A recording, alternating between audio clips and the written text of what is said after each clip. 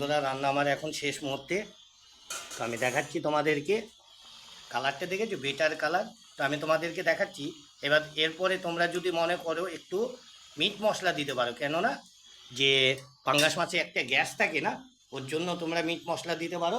তো আমি হালকা পরিমাণ মতন মিট মশলা তো নেই, গরম মশলার গুঁড়ো দিয়ে দেবো হালকা হালকা পরিমাণে। তো তোমরাও এইভাবে হালকা পরিমাণে গরম মশলার গুঁড়ো দিতে পারো, যেহেতু মাছের সেন্টটা যাতে না হয়।